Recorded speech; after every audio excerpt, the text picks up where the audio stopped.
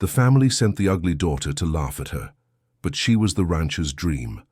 Emily felt the wagon's planks shake beneath her body as it moved away from the only home she had ever known.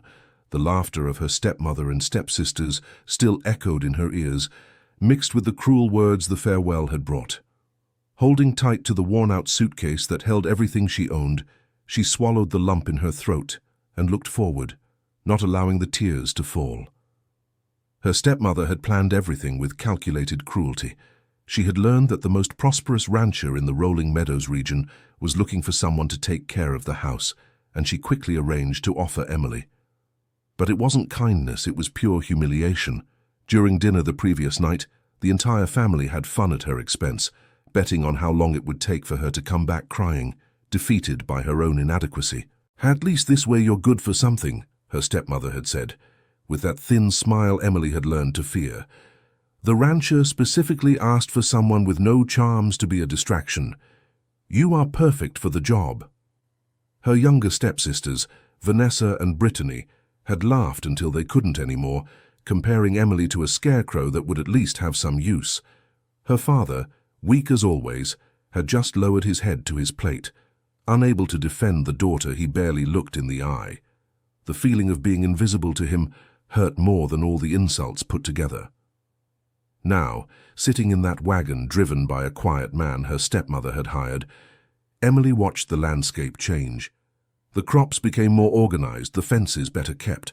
She was approaching the lands of Nathan Crawford, the man who would be her employer. Everything she knew about him came from town gossip. A widower for a few years, he kept the ranch impeccable but lived in isolation, refusing social invitations and marriage proposals from the most important families in the region. The wagon finally stopped in front of a large house with white walls and wide porches. It wasn't the ostentatious mansion Emily had imagined, but it had something welcoming in its well-kept simplicity. The man who drove her picked up her suitcase without a word and pointed to the front door. She got off the wagon on trembling legs, smoothing down the simple blue dress she wore, the only decent one she owned. The door opened before she could knock. A man with a trimmed beard and dark eyes watched her for a moment that seemed to last forever. Emily automatically lowered her head, expecting the look of disappointment or disdain she knew so well, but the voice that came was soft, almost gentle. "You must be Emily. Please come in." Nathan Crawford guided her into the house with careful gestures, always maintaining a respectful distance. Emily noticed that he avoided looking directly at her, which confirmed all her worst suspicions. Of course, even he, a man who had never seen her before, could already tell how inadequate she was. Her stepmother must have warned him, prepared the ground for the humiliation. "Your quarters are in the back," he explained, walking ahead. "The house is too big for me alone. I need someone to take care of it with affection to bring life to these empty rooms. Dear listener, if you are enjoying the story, please take a moment to like and especially subscribe to the channel. It helps us a lot as we are just starting out, now continuing. The room he showed her was simple, but it had a large window that looked out onto the garden. A clean bed, a dark wooden wardrobe, and a small desk completed the furniture. It was more than Emily had had in recent years, ever since her stepmother took control of the house after her father's second marriage. "You can rest today," Nathan said, still not looking her in the eyes. "Tomorrow we'll talk about the chores. The kitchen is to the left. Help yourself whenever you want." He left before she could thank him, leaving her alone with the silence of the big house. Emily sat on the bed, feeling the firm mattress under her tired body. For the first time in a long while, she allowed herself to cry, but not from sadness over the humiliation she had suffered. She cried from relief at being far away from that family who treated her as if she were nothing. The first week passed in a strange routine. Emily woke up early, took care of cleaning the huge house, and prepared the meals using the recipes her mother had taught her before she passed away. Nathan would appear for breakfast and dinner, but he ate in silence, only nodding when she asked if the food was good. She began to think that maybe it was better this way, to work in peace without having to face cruel comments. But something about that silence bothered her. It wasn't scorn. She knew scorn well. It was something else, something she couldn't identify. Nathan avoided looking at her, but not in a rude way. It seemed almost respectful. When she was cleaning a room, he would ask permission before entering. When she served the food, he would thank her quietly. Small gestures that Emily wasn't used to receiving. In the second week, she decided to tend to the garden she could see from her window.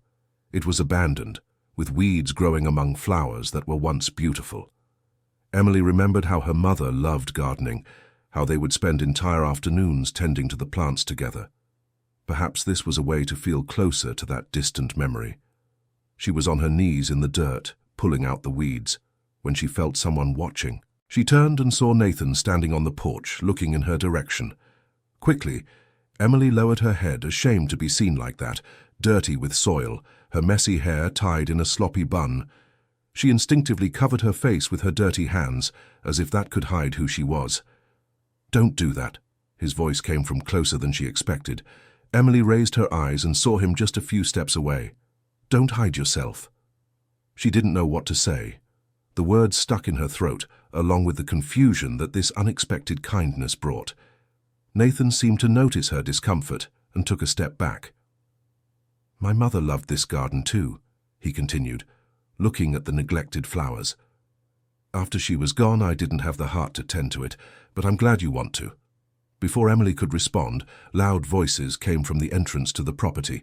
3 men who worked in the nearby fields were passing by on the path, and upon seeing Emily kneeling in the dirt, they began to laugh and make comments. The words were low, but she could hear them clearly.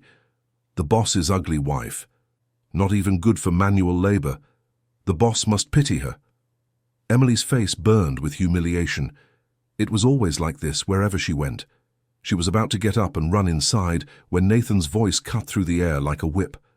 "Get off my property, now." The tone was so different from the kindness he had used with her that Emily shuddered. The men turned, surprised, trying to smile as if it were all a joke. "Boss, it was just a joke." "I don't care." Nathan advanced toward them with firm steps. "No one speaks that way about someone who works for me. You can collect your things and look for work on another ranch." The men tried to argue, but the determination on Nathan's face was clear. They left grumbling, and Emily stood frozen, not understanding what had just happened. Why would he defend her so vehemently? She was nothing to him, just a maid his own family had sent away because she was inadequate. Nathan came back near her, but this time he kept his gaze fixed on the flowers. "I'm sorry about that," he said quietly. "I shouldn't have hired men like that. I'll arrange for better workers." "Why?" The question came out before Emily could stop herself. "Why did you defend me?"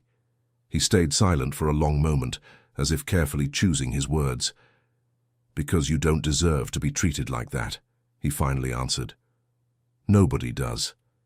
That night, Emily couldn't sleep. She kept turning that scene over in her head, trying to understand it. All the bosses she had known, all the men she had seen, treated employees like useful or disposable objects. But Nathan had reacted as if the insult to her was personal, as if he really cared. In the following days, she noticed small changes. Nathan started showing up in the kitchen more often, not just for meals. He would stay nearby while she cooked, asking questions about the spices she used, the combinations she created. Emily discovered that he appreciated well-made food, but had spent years eating basic meals prepared by maids who came and went without leaving a mark. "My mother used to cook like this," he commented one afternoon, tasting the stew Emily had prepared. "With that same care, you know. You can tell when food is made with attention." Emily felt something strange in her chest. It wasn't just the compliment, it was the way he spoke. As if she made a difference, as if her work mattered beyond just being functional. She was so used to being treated like a burden, a mistake, that this appreciation left her speechless. One morning, she was cleaning the library when she found a wooden box hidden behind some old books. Inside were letters, dozens of them, all addressed to Nathan. Emily knew she shouldn't read them, but her curiosity was stronger. The letters were from important families in the region, offering their daughters in marriage. Elaborate proposals, promises of generous dowries, descriptions of the young lady's beauty and virtues. All had been answered with polite but firm refusals. Nathan would thank them for the offer, but made it clear he had no interest in an arranged marriage. Emily also found drafts of replies he never sent, where he explained in more detail that he was looking for something different, someone who valued the same things he did, who could see beyond appearances and social conventions. At the bottom of the box there was a notebook with notes. It wasn't exactly a diary, but more like personal observations. Emily read a few pages and discovered that Nathan had an interest in astronomy, that he spent nights studying the stars. There were also recipes for home remedies, notes on how to care for common injuries and illnesses. He personally took care of the hired hands when they got sick, something rare for wealthy ranchers. Find something interesting? Nathan's voice made her jump. Emily dropped the notebook, her face burning with shame for being caught snooping. She tried to apologize, stumbling over her words, but he just picked up the notebook from the floor carefully. I'm sorry. I shouldn't have. I was just cleaning and... It's all right, he interrupted, flipping through the pages. There's nothing here I need to hide. They're just personal interests. Emily expected him to be angry, to send her away for invading his privacy, but Nathan just smiled slightly, a smile that transformed his serious face into something softer. Do you like to read? He asked, pointing to the full shelves. My mother taught me, Emily replied softly, before she passed. But it's been a long time since I've read anything besides recipes. Nathan walked to a specific shelf and took out a book with a green cover. Take this to your room. It's about botany. Maybe it will help with the garden you've been taking such good care of. Emily took the book with trembling hands. No one had given her a gift in years, not even something as simple as lending a book. She looked at Nathan, trying to understand, but he was already leaving the library, leaving her alone with that strange weight in her chest that wasn't sadness or fear, but something completely new. That night, reading the botany book by the light of the oil lamp, Emily realized there were notes in the margins. The handwriting was Nathan's, observations about plants that grew in the region, experiments he had tried. There were also delicate drawings of flowers, made with care and attention to detail. She traced the drawings with her fingers, imagining his hands creating those smooth lines. A violent storm woke Emily in the middle of the night. The thunder shook the windows, and the rain fell with brutal force. She remembered she had left clothes on the clothesline behind the house and ran out to gather them before they got soaked.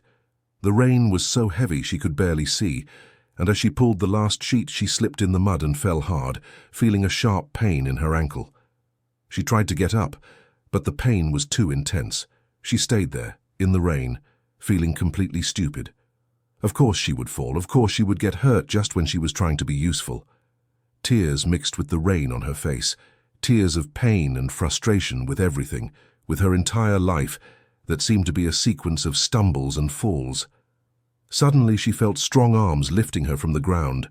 Nathan picked her up carefully, shielding her from the rain with his own body as he ran into the house. She tried to protest, to say she could walk, but he paid no attention, taking her directly to the living room and setting her down gently on the sofa. "Where does it hurt?" he asked, examining her with genuine concern. "My ankle," Emily managed to say through gritted teeth. "I tripped the clothes." "Forget the clothes." Nathan was already kneeling beside the sofa, carefully examining her ankle. "I'll get some bandages and something for the pain." He returned quickly with a first aid kit. Emily watched, still dazed, as he tended to the injury with expert hands. Every touch was careful, gentle, and he asked with each movement if it hurt. When he finished bandaging the ankle, he covered her with a warm blanket. "You'll be fine, you just need to rest for a few days." "But the work..." "The work can wait," Nathan interrupted firmly. "Your health is more important." That night he slept on the living room sofa, saying he needed to stay close in case she needed anything. Emily lay awake, listening to his breathing in the next room, feeling something change inside her. No one had ever taken care of her like that, with so much attention and genuine concern. Dear listener, if you're enjoying the story, please take a moment to like and especially subscribe to the channel. It really helps us who are just starting out, now continuing. The days of recovery brought a new closeness between them. Nathan insisted that Emily rest completely, and he began to cook himself, bringing her meals with the same care she had always used to serve him. They talked more in those days than in all the previous weeks combined. She discovered he had a curious mind, always seeking to understand how things worked. He spoke about astronomy with passion, explaining constellations and celestial movements in a way Emily had never imagined possible. He had built a small observatory in the barn, something he kept secret because people in the region thought it strange for a rancher to be interested in stars. "I never had anyone to share this with," he admitted one night, after showing her drawings of the constellations he observed. "People think it's a waste of time. They say I should only worry about the ranch and finding a suitable wife." "And you don't want a wife?" Emily asked, before she could think better of it. The question was too bold for a maid, but curiosity won out. Nathan remained silent for a long moment, looking at the drawings. "I want someone to truly share my life, not a pretty doll to decorate the house or a convenient alliance between families. I want someone who cares about the same things I do, who sees value where others don't, who understands that there's beauty beyond the obvious." The words hung in the air between them. Emily felt her heart speed up, but she pushed away any foolish thoughts that tried to form. He was speaking in general terms, not about her. It would never be about her. When her ankle had healed enough for her to return to work, Emily felt a pang of sadness. Those days of conversation and closeness had been like a strange dream, and now she had to return to the reality of being just the maid.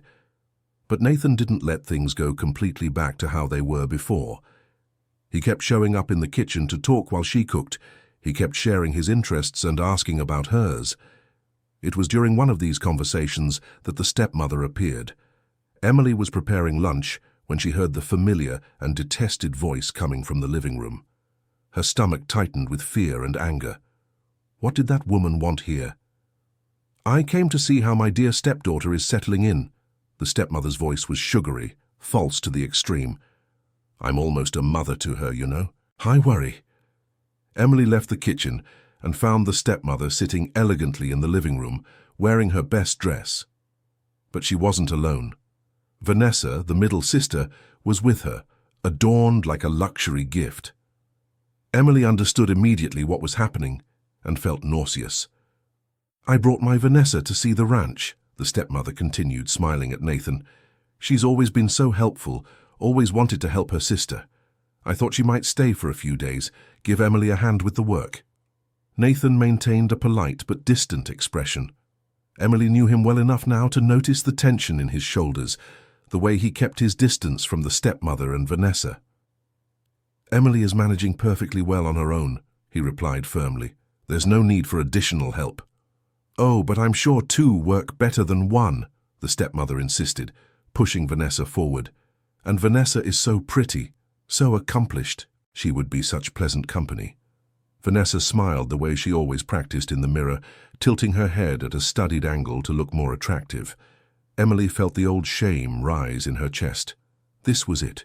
It had always been this. She was just the bridge, the excuse to bring the pretty sisters near rich men. But Nathan didn't seem impressed. In fact, he seemed bothered by the whole situation. "I appreciate the offer, but as I said, I don't need more help," he repeated, firmer this time. "Emily has been taking care of the house impeccably. I am very satisfied with her work." The stepmother's smile wavered, but she tried one last gambit. "At least stay for lunch. Emily prepared it, didn't she? I'm sure she'll be happy to serve the family." Before Nathan could respond, Emily felt something break inside her. Years of humiliation, of being used and discarded, of being the joke, the means to an end. She looked at the stepmother and Vanessa, so confident in their cruel little games, and something in her said no, never again. "I prepared lunch for Mr. Crawford and for myself," Emily said, her voice coming out steadier than she expected. "If you wish to eat, you can go into town. There's a boarding house that serves meals." The stepmother's jaw dropped. Vanessa let out a disbelieving laugh. Never, in all the years, had Emily answered back like that. She always lowered her head, always accepted, always was the perfect victim. But something had changed. These months at the ranch had changed something fundamental in her. "How dare you speak to me like that?" The stepmother stood up, her face red with anger. "You are an uninvited guest in my employer's house," Emily interrupted, surprised at her own courage. "And it's time for you to leave." Nathan was by Emily's side now, a solid and comforting presence. "I completely agree with Emily," he said coldly. "Please leave."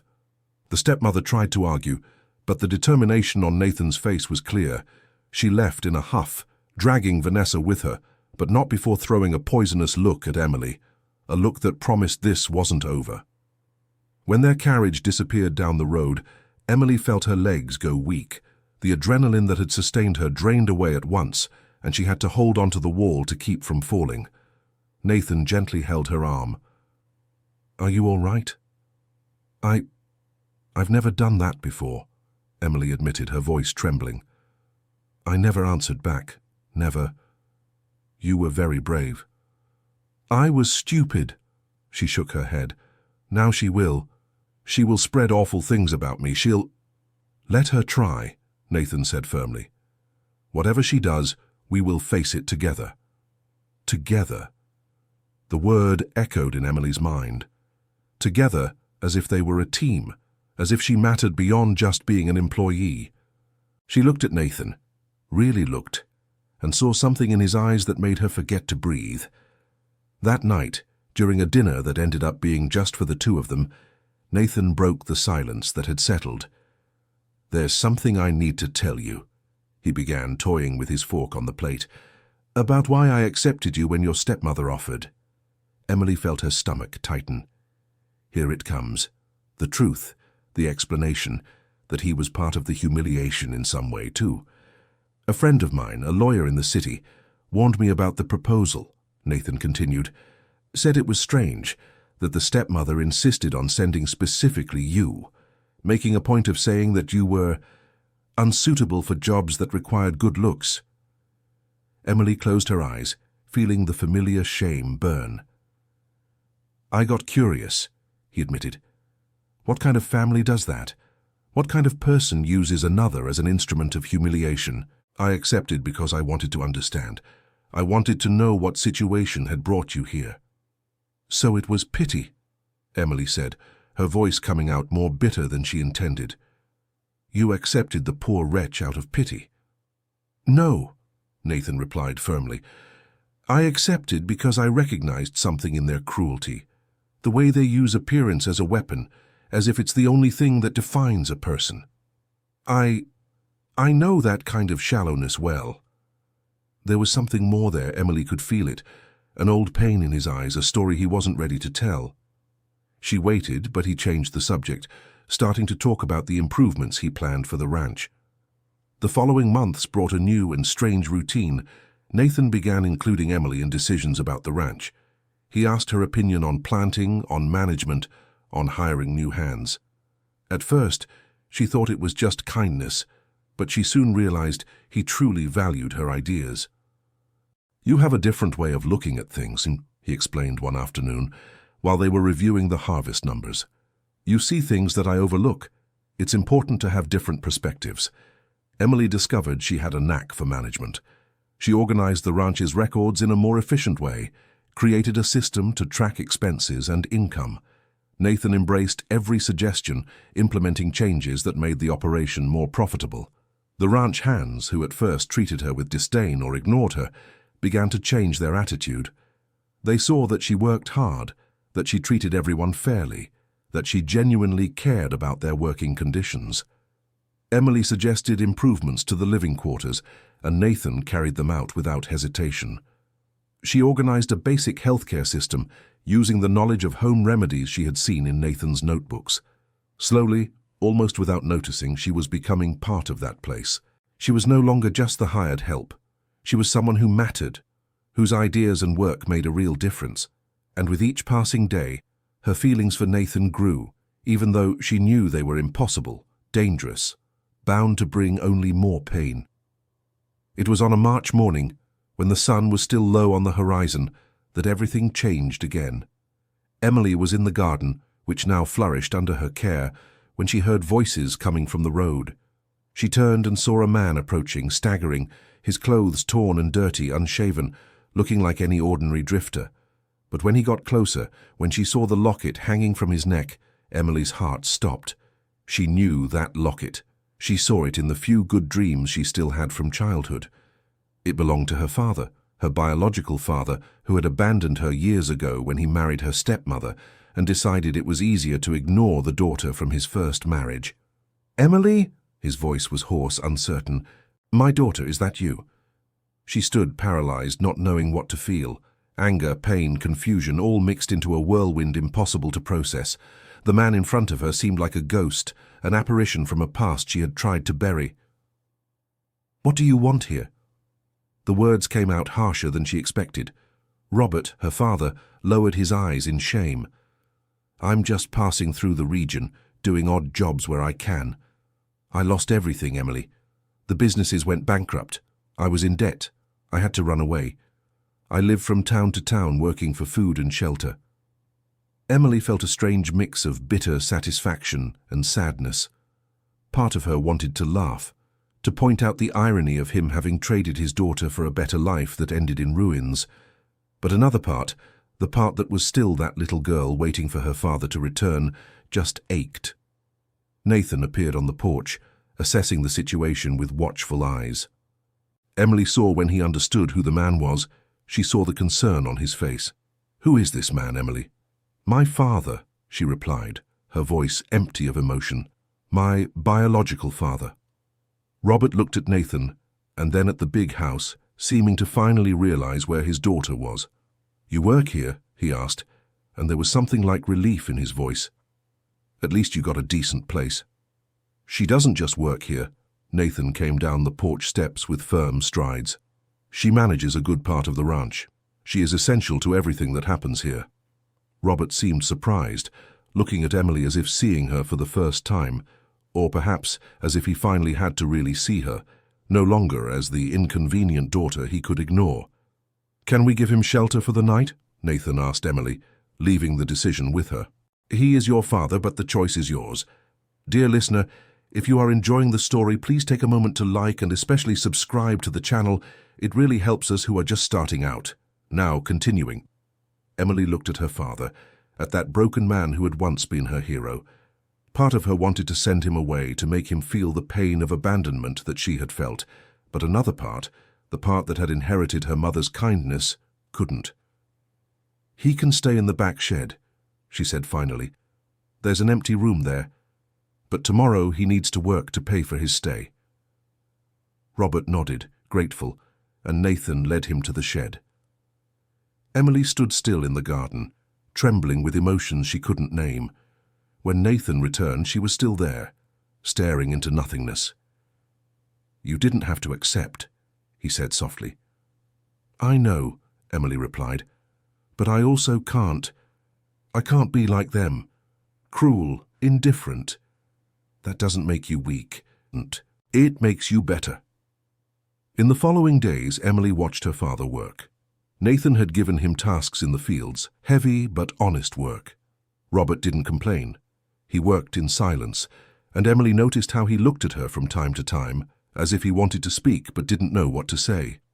It was only at the end of the first week that he finally approached her.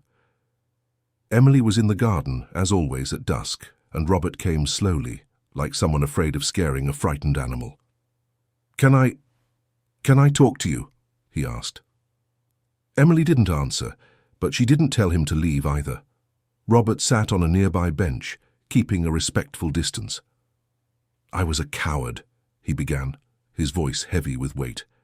"When your mother passed away, I lost myself. I didn't know how to take care of you alone. I was afraid of doing everything wrong. When I met that woman, I thought it would be better for everyone. I thought you would have a complete family again. And look how well that worked out," Emily said bitterly. "I know," Robert hung his head. "I saw what she was, how she treated you, and I was too much of a coward to do anything. It was easier to pretend I didn't see, to work late so I wouldn't have to face the truth. I abandoned you, Emily. I abandoned my daughter because I didn't have the courage to be the father you deserved." The words were true, and they hurt because they were true. Emily felt tears burning her eyes, but she didn't let them fall. "Why are you telling me this now?" "Because I've lost everything. Money, position, pride. Everything I thought mattered. And deep down, at the very bottom, I only have you, my daughter, whom I hurt in the worst way possible." Robert looked at her, his eyes also wet. "I don't expect forgiveness. I don't deserve it. But I wanted you to know that I see now. I see what I did. I see who you are. And I regret every moment I wasn't here." Emily was silent for a long time. Part of her wanted to accept the apology, throw herself into his arms, and pretend everything could be fixed. But the hurt part, the abandoned child inside her, knew it wasn't that simple. "I don't know if I can forgive," she finally said. "I don't know if I want to." "I understand," Robert nodded. I just wanted you to know the truth." He got up to leave, but Emily called to him. "Tomorrow, after work, you can have dinner in the kitchen. With me." It was a small start, a tiny one, but it was something. Robert seemed to understand that and thanked her with his eyes before walking away. Nathan was on the porch, and Emily knew he had heard everything. He said nothing about it, just motioned for her to come up. They sat in the rocking chairs, watching the sun set on the horizon. "You are very strong," Nathan said after a while. "I don't feel strong." "Strength isn't about not feeling pain. It's about feeling everything and still choosing what's right." Emily looked at him, really looked, and saw the genuine admiration in his eyes. It wasn't pity, it wasn't condescension, it was real respect, the kind she never thought she'd receive from anyone. The weeks passed and something strange happened. Robert began to change, or perhaps Emily began to see changes where before she only saw abandonment. He worked hard, was honest with everyone, and slowly began to talk more with her. Small conversations at first about the weather, about the work. Then bigger conversations about her mother, about who she had been, about the good times they had before everything fell apart. "Your mother would have loved to see who you became," Robert said one evening, after a quiet dinner in the kitchen. "Strong, independent, kind in spite of everything. She always knew you would be special." The words touched Emily in a way she hadn't expected. For years the memory of her mother had been something she kept deep in her heart, afraid that examining it too closely would hurt too much. But hearing her father speak of her, seeing the pain and love in his eyes as he remembered, brought a strange comfort.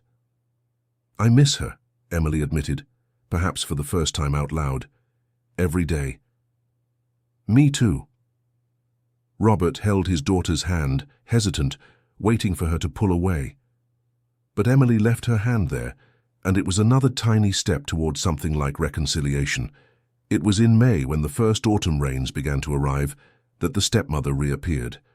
But this time she didn't come alone or with her daughters. She brought a man Emily had never seen, well-dressed but with hard, calculating eyes. "Emily!" The stepmother entered the ranch as if she owned the place. "What a wonderful surprise. We have such good news." Emily was in the living room with Nathan, reviewing the ranch's accounting books when they were interrupted. She felt her stomach tighten upon seeing the stepmother, and the strange man beside her made her instincts scream danger. "This is Gregory." The stepmother introduced the man with a broad smile. "Your fiancé." "My what?" Emily rose from her chair, incredulous. "Your fiancé, dear." The stepmother spoke as if it were the most normal thing in the world. "Your father, before his recent difficulties, had arranged this marriage. Gregory is from a very good family, a bit older than you, but very respectable, and he is willing to honor the commitment." Gregory took a step forward, looking Emily up and down in a way that made her feel dirty. "It's an honor to finally meet you," he said, but there was something too false in his voice, something rehearsed. Nathan stood up as well, positioning himself slightly in front of Emily. "This is absurd," he said coldly. "Get out of my house." "Absurd?"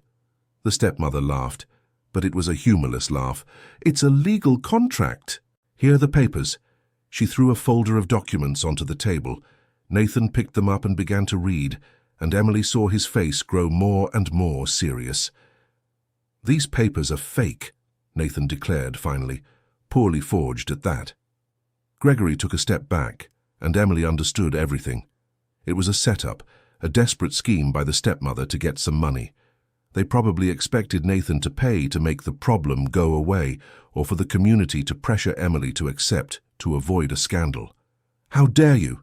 The stepmother tried to maintain the charade. "These papers are legitimate. My husband is right here and can confirm he never arranged any marriage." Robert's voice came from the doorway.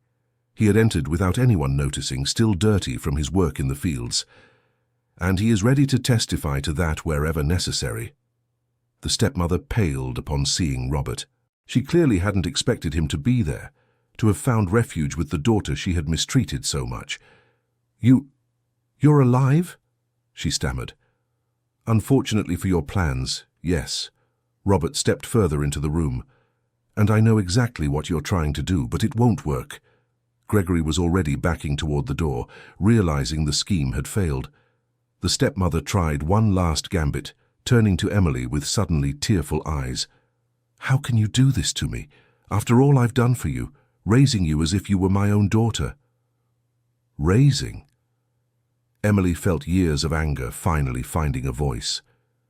"You tortured me, humiliated me, used me as an object of amusement for your daughters, and now you come here trying to sell me off like I'm cattle? I gave you a roof and food." "You gave me scraps and contempt," Emily interrupted, her voice firm. "And I owe you nothing. Nothing." Nathan put a hand on Emily's shoulder, a gesture of silent support. Then he turned to the stepmother with a look that would make anyone retreat. "If you spread any rumor, any lie about Emily, I will sue for defamation. If you try any other scheme, I will go to the authorities. And if you show up here again, you will be arrested for trespassing. Is that clear?" The stepmother looked from Emily to Nathan to Robert and finally understood that she had lost. She stormed out, dragging Gregory with her, but not before throwing one last look of pure hatred at Emily.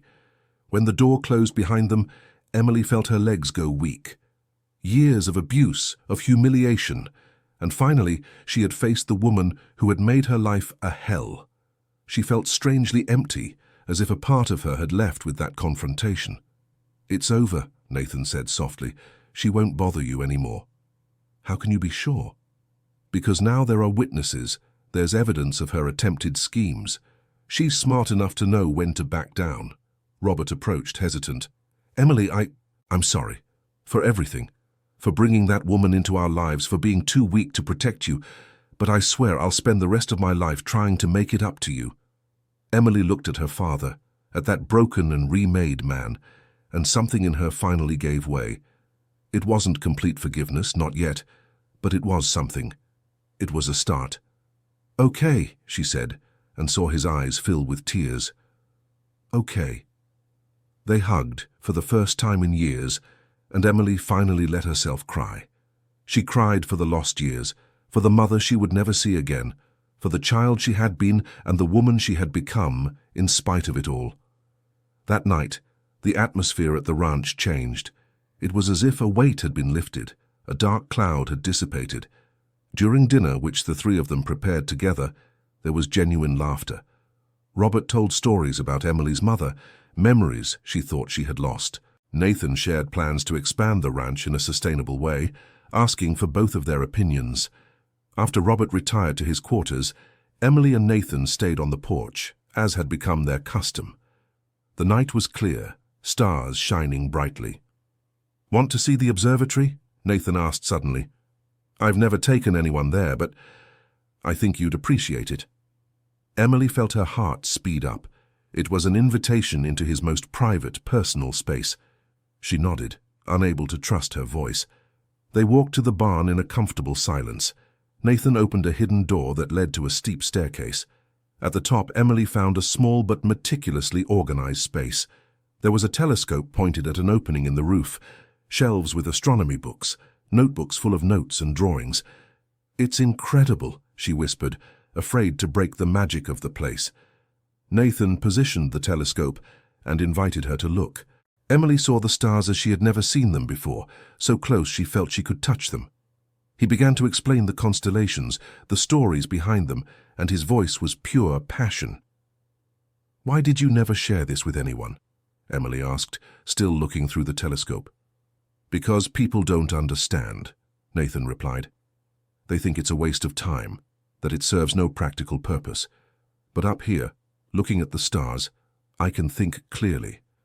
I can see that we are just small dots in something much bigger, and that brings peace." Emily moved away from the telescope and looked at him. In the faint starlight, she could see his face partially in shadow, the intensity in his eyes.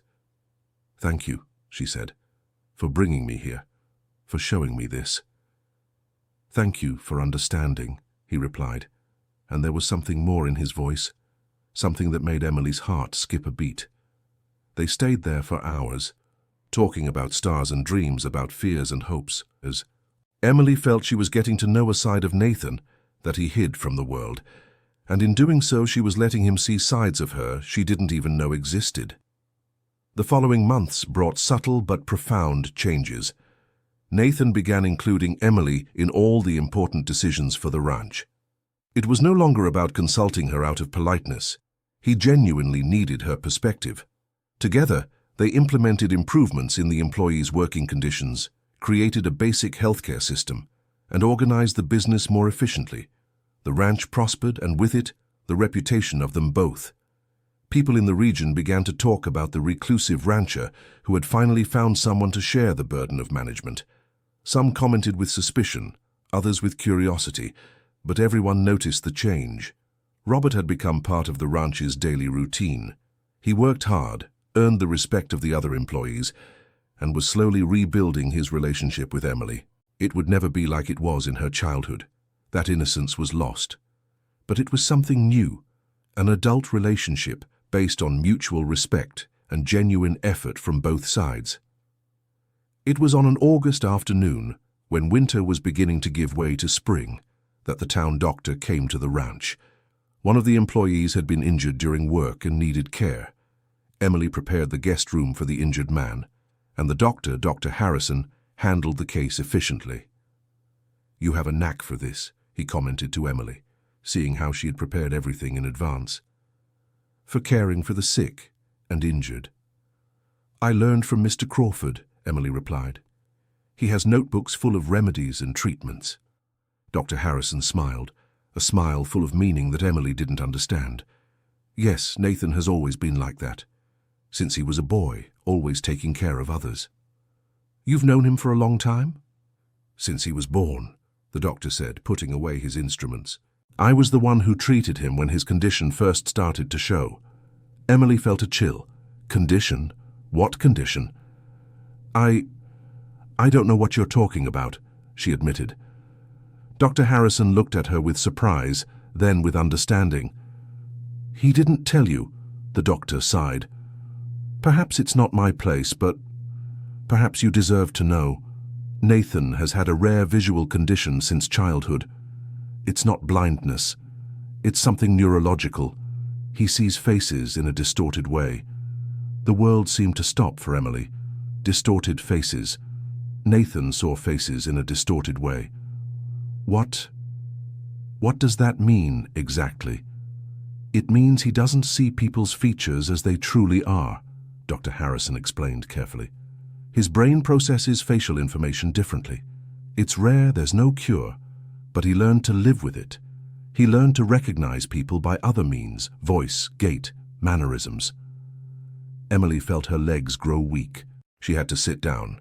She had to process this impossible information. Nathan didn't see faces normally. He didn't see her ugliness. He didn't see the beauty of others. He saw something completely different. "He never told anyone," Dr. Harrison continued. "He was afraid people would treat him differently, with pity, or try to take advantage. So he learned to compensate, to pretend he saw like everyone else. But he refused all those marriage proposals," Emily said, more to herself than to the doctor, "all those beautiful women from important families. Because for him, facial beauty doesn't exist the way it does for us," the doctor explained. "He sees beauty in actions, in character, in how people treat one another. It's always been that way." After Dr. Harrison left, Emily remained seated in the same spot for hours. Everything made sense now. The way Nathan had treated her from the beginning, how he never seemed to notice or care about her appearance, the way he valued actions, words, intentions, the books about seeing beyond appearances, the notebooks about understanding people for who they truly are. He literally saw the world differently, and in that world, in that vision, she wasn't the ugly Emily. She was just Emily, judged for who she was, not for how she looked. The tears came, but they weren't tears of sadness. They were of something deeper, more complicated.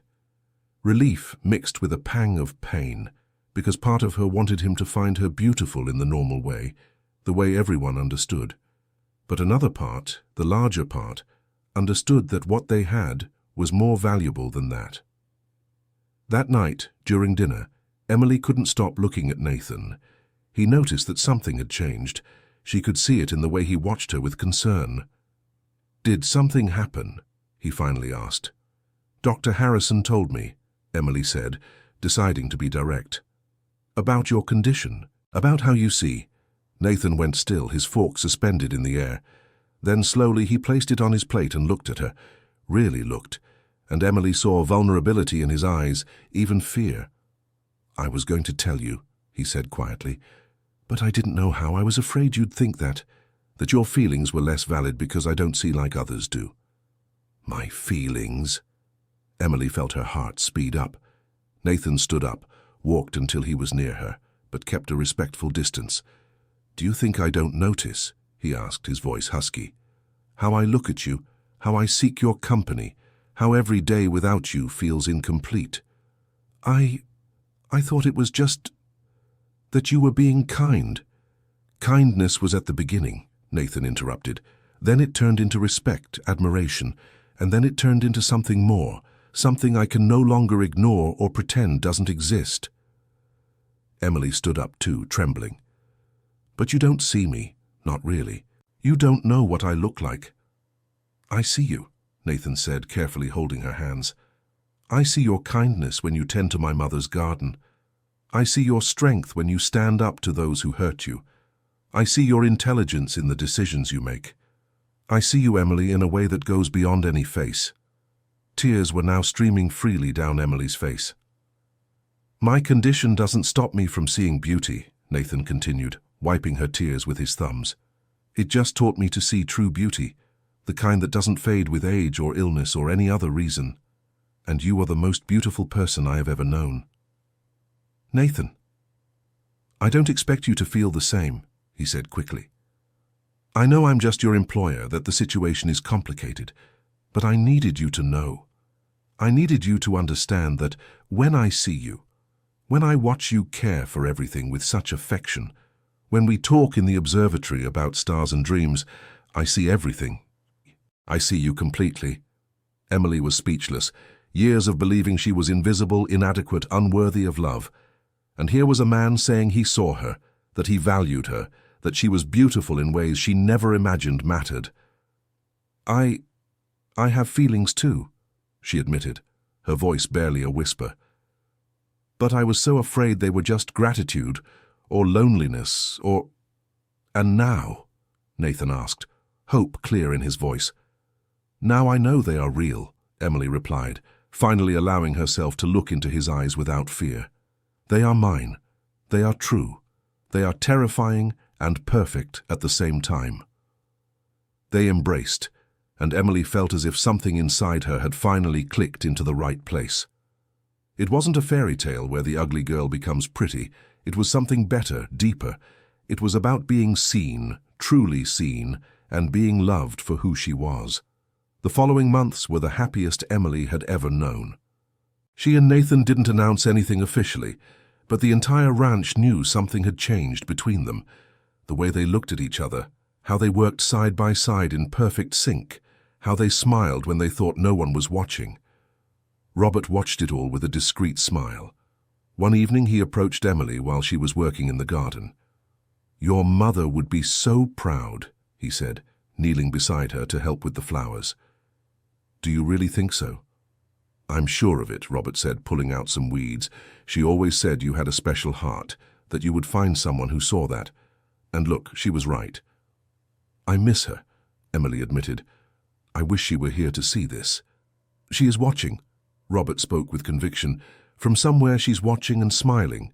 It was in October, when the garden flowers were at their peak, that Nathan organized something special. He asked Emily to meet him at the observatory after dinner, saying he had something to show her. When she went up, she found the space lit by soft candles. The telescope was positioned, but there was something more. A small table with 2 places, food he had prepared himself, and on the table an open notebook. What is this? Emily asked, approaching. Read it, Nathan requested, nervous in a way she rarely saw. Emily picked up the notebook and began to read. It was a diary, but not from the present. The entries were from years ago, even before she arrived at the ranch, and in them Nathan described the kind of person he hoped to find one day. I don't care about appearance. My condition freed me from that superficial worry. I want someone I can talk to about everything and nothing, someone who understands the value of work, who treats others with dignity, someone who sees beauty in a well-tended garden, who cares about the stars, who has kindness even after suffering. Emily read page after page, and it was as if he had written about her before they even met. Every characteristic, every value, every little detail of who she was. I was waiting for you, Nathan said when she finished reading. I didn't know who it would be. I didn't know when you'd arrive, but I knew someone like you existed. And then you showed up, sent here as a humiliation, and you were everything. You were everything I hoped for and more. Emily closed the notebook with trembling hands. Nathan. Marry me, he interrupted, kneeling before her. Not for the ranch, not for convenience, not out of pity. Marry me because when I wake up I want to see you first, because your ideas make everything better, because I can't imagine a day without you. Yes, Emily answered without hesitation, pulling him back to his feet. Yes, yes, yes. They kissed for the first time, and it was perfect in its imperfection, sweet in its sincerity. Under the stars that Nathan loved so much, 2 hearts that had been wounded by the world finally found rest in each other. But happiness never comes without complications, and soon they discovered that announcing an engagement was harder than simply deciding to get married. The community had opinions, and many of them were not kind. The people of Rolling Meadows were puzzled by Nathan's choice. A wealthy, well-positioned man could have any of the prettiest girls from the best families. Why choose the maid? And on top of that, the one everyone knew had been sent precisely because she was unsuitable. The rumors started slowly but soon gained strength. They said that Emily had bewitched Nathan somehow, that she was only interested in his money, that she was too clever for her own good. Others, more cruel, hinted that she had blackmailed the rancher with some sordid secret. Emily tried to ignore it, but the words reached her one way or another. A disdainful look at the market, a whispered comment that wasn't so whispered, a laugh when she passed by. The old shame tried to return, that feeling of not being enough, of being a mistake. It was during the Harvest Festival, a big community event, that everything came to a head. Emily didn't want to go, but Nathan insisted. He said they had to face people together, show that nothing they said would change what they had. The party took place in the town's main square, with music, dancing, and food. Nathan and Emily arrived together, and immediately the whispers began. Emily felt the stares, the silent judgments, and it took all her strength not to run away. Nathan, sensing her discomfort, held her hand firmly. "Ignore them," he whispered. "Look at me." She looked, and in his eyes she found courage. It didn't matter what others thought or said. What mattered was what they were to each other. But the peace was short-lived. A group of women from the local society, led by the mother of one of the young ladies Nathan had refused, approached them with false smiles. "Nathan, darling," the woman began, ignoring Emily completely. "What a surprise to see you here, and with company." "Emily is not company," Nathan answered firmly. "She is my fiancée." The false smiles faltered. "Oh yes, we heard about that," another woman joined in. "Very unusual. Very generous of you, really." "Generous?" Nathan repeated, his voice dangerously calm. Well, dear, we all know she is just your maid. Very kind of you to elevate her position like that. Emily felt the familiar humiliation rise in her throat, but before she could say anything, Nathan stepped forward. Emily is not just anything, he said, loud enough for others around to hear. She runs my ranch with more competence than any manager I've ever had. She implemented improvements that increased productivity by 30%. She cares for the employees with a dedication that has saved lives. And most importantly, she sees me as a person, not as a position or money. The women were speechless for a moment, but the leader recovered quickly. But dear, you must think of your position. What will people say? A marriage like this, so unequal. Unequal? Nathan laughed, but it was a humorless laugh. The only inequality here is in character, and by that measure, Emily is far above any of you. Silence spread through the area. People stopped dancing, stopped talking, everyone attentive to the scene. How dare you? The woman turned red with anger. I dare because it's true. Nathan did not back down. You judge by appearance, by position, by superficial things that don't matter. Emily is worth more than all of you combined because she has something none of you possess. True humanity. He then did something that shocked everyone. He pulled Emily to the center of the dance area as the music hesitantly started again, and there, in front of everyone, he began to dance with her, looking only at her as if no one else existed. Ignore them, he whispered again. Dance with me. Let them see who you really are. Emily danced, and with each step she felt the old shame leaving. It wasn't quick, it wasn't easy, but it was happening. In front of everyone who had always judged her, she was being chosen, valued, loved. And then Nathan stopped in the middle of the dance, turning to the crowd watching them. Emily has brought more beauty into my life in a few months than I have seen in years, he declared, his voice clear and firm. She taught me to see value where others see nothing. She taught me that character matters more than anything else, and if you cannot see that, the problem is not hers, it is yours. The silence was broken by one clap, then another. Robert had started to applaud, and soon other ranch employees joined in. Then, to everyone's surprise, some people from the community began to applaud too. Not everyone, many still looked on with disapproval, but it was a start. That night, returning to the ranch under a starry sky, Emily felt different.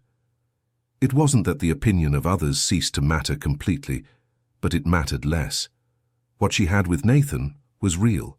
It was solid. It was hers. Thank you, she said, holding his hand, for defending me, for valuing me. It's not valuing, Nathan replied. It's recognizing what you are, and I will spend my whole life doing that if you let me. The wedding preparations began, and with them came new challenges. The stepmother, who had disappeared after the failed scheme, reappeared with one last desperate move. This time she went straight to the town authorities, trying to create legal problems about Emily's inheritance, claiming that Emily owed her money for upbringing and care. But Robert, in his final moment of redemption, presented documents that proved the opposite. He showed that the stepmother had taken the inheritance that Emily's mother had left, that she had diverted funds that were legally her stepdaughter's. The evidence was clear, indisputable. The stepmother was confronted publicly in town, this time with no way out. The authorities, finally seeing the truth, forced her to return what she had stolen over the years. It wasn't a fortune, but it was enough for Emily to know that her mother had thought of her, had tried to secure her future. Your mother knew, Robert said when he handed the recovered money to his daughter. She knew that woman might try something like that. That's why she left everything documented, kept with the family lawyer. I should have checked. I should have protected this for you, but I was weak. It doesn't matter anymore, Emily replied, and it was true. What matters is that you're here now, fighting for me. That's more valuable than any money. The stepmother fled town with her daughters, fearing greater consequences. Emily heard later that they went far away to start over somewhere else.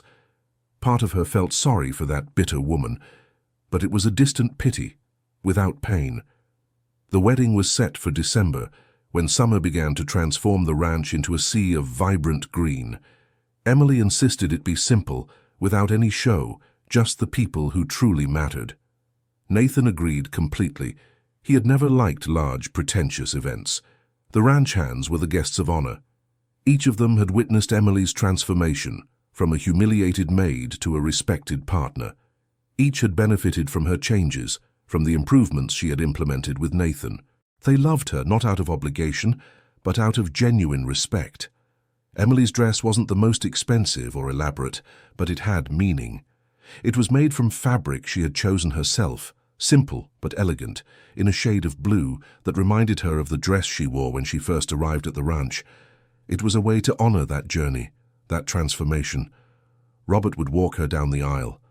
When he offered, with hopeful eyes, Emily didn't hesitate to accept. It didn't erase the past, it didn't pretend the pain never existed, but it was a step toward a future together. The morning of the wedding dawned clear and warm. Emily woke up early, her heart racing with nervousness and joy. She looked out the window at the garden she had transformed, at the lands she had helped prosper, and felt a deep gratitude for everything that had happened. "Mother," she whispered into the air, "I hope you're watching. I hope you know I'm happy." The ceremony was in the garden, under the trees that Emily had planted and cared for. Flowers of every color created a natural and stunning setting.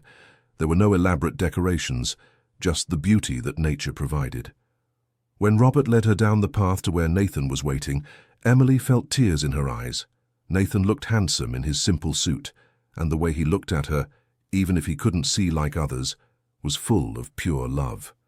The officiant's words were simple but profound, speaking about true union, about seeing beyond appearances, about building something solid together. When it was time for the vows, Nathan went first. "Emily, you taught me that beauty is in how we live, how we treat others, how we face life. You taught me that kindness is strength, that goodness is courage. I promise to see you, to truly see you every day. I promise to value who you are, not who others want you to be. I promise to build a life where you know every single day how much you are loved and valued." Emily needed a moment to compose herself before speaking her vows. "Nathan, you gave me something I never thought I'd have. A place where I belong.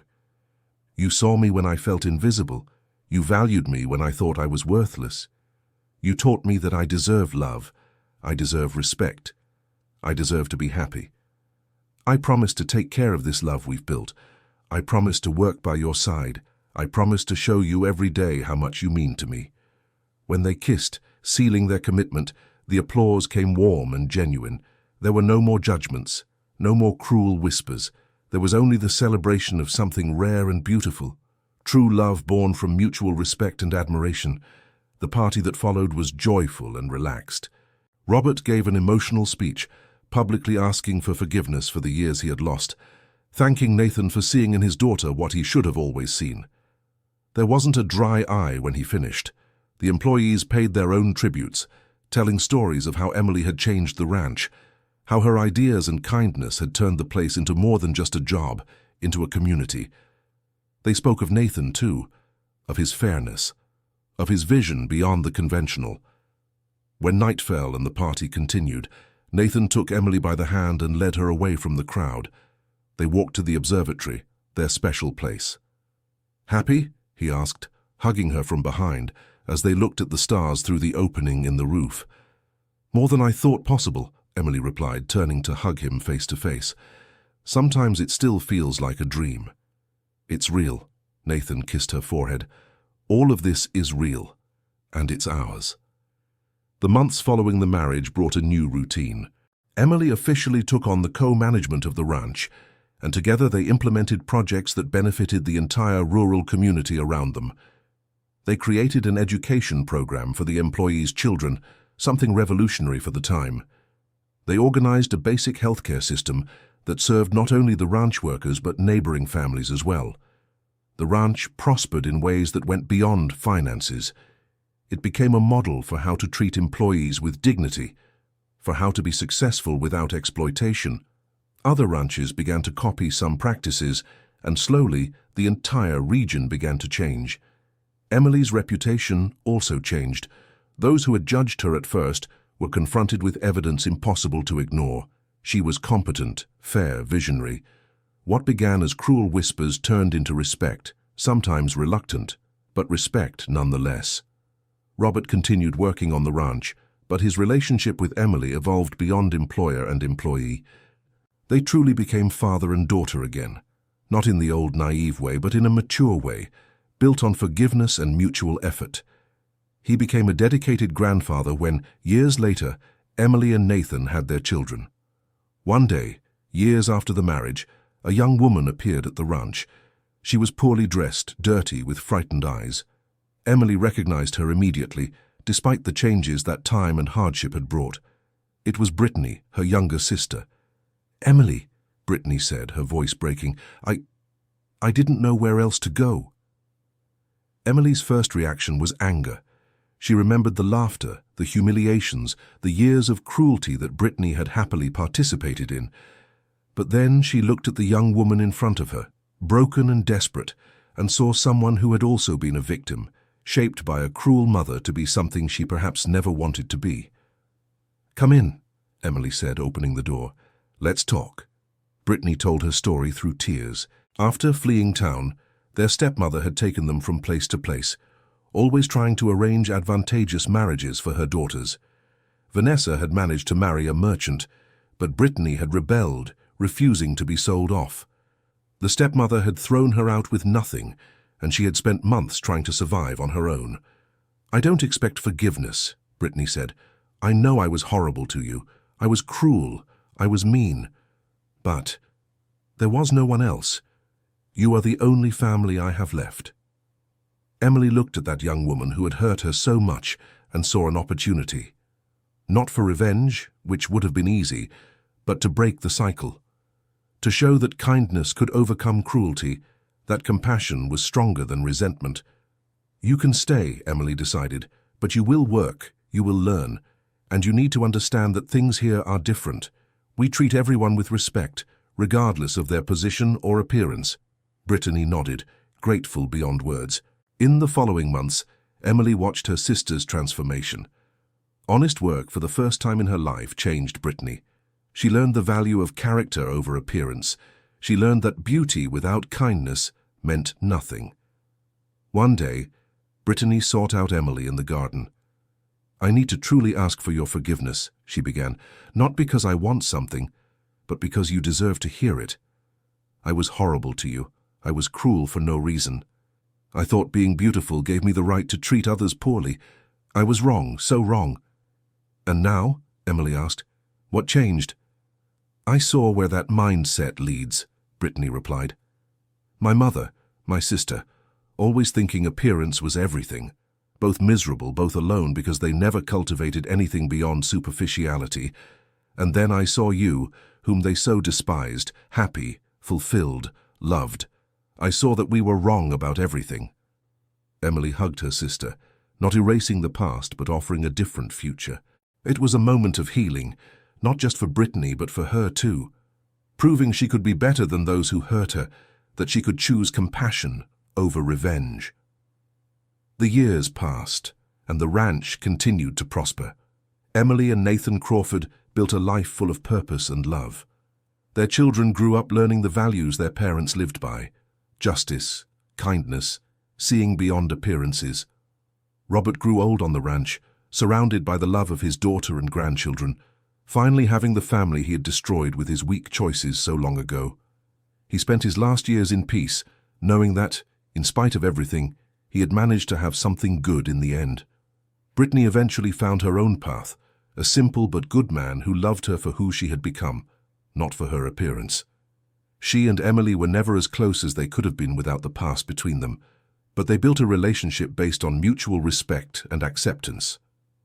The garden that Emily had tended from the beginning became famous in the region. People came from far away to see the flowers, but also to learn the story behind them. The story of a woman who was sent away to be humiliated, but found her place, her worth, her love. One afternoon, many years after the wedding, Emily was in the garden when she heard familiar footsteps. Nathan approached, his hair now streaked with grey, but his smile still gentle. "I remembered something," he said, sitting on the bench beside her. "What?" "The day you arrived here. So nervous, so used to being invisible. And now look at this. Impossible not to see you. Impossible not to feel your presence transforming everything around you." Emily rested her head on his shoulder. "You were the one who taught me to be seen, who showed me that I was worth something." "No," Nathan gently corrected. "You were always worth something. I was just lucky enough to be able to see what others were too blind to notice." They sat in a comfortable silence, watching the sun set over the land they had built together. The garden bloomed around them, the trees swayed in the gentle breeze, and somewhere on the ranch the voices of employees and friends echoed with laughter. "You know what's funny?" Emily said after a while. "They sent me here to laugh at me, to humiliate me, to make me feel small. They thought they were punishing me. And they gave me the greatest gift of my life. They brought me to you, to this place, to this life I never imagined possible." Nathan kissed her hair. "The gift was mine, Emily. It was always mine." When visitors asked about the peculiar couple on the thriving ranch, about the rancher who had refused the most beautiful young ladies in the region to marry a maid, the long-time employees would always smile knowingly. They knew the truth that few understood. The true beauty of that union wasn't in how they saw each other physically, but in how they looked at each other. He, seeing her radiant soul through eyes that saw beyond surfaces. She, seeing his generous heart and open mind through the trust he had given her. The ranch became known not just for its productivity or prosperity, but for the example it represented. A place where character mattered more than appearance, where kindness was more valuable than physical beauty, where work was honored and dignified. And at the center of it all, as always, was Emily. The young woman who had arrived in an old wagon carrying humiliation and pain had transformed into the respected lady who transformed lives, proving every day that a person's true worth lies where superficial eyes could never see, in the heart, in the character, in the way they choose to live and love. She had been Nathan's dream even before they met, and he, without knowing it, had always been her dream too. The dream of being seen, valued, loved exactly as she was, not in spite of her flaws or because of her virtues, but simply for being who she was.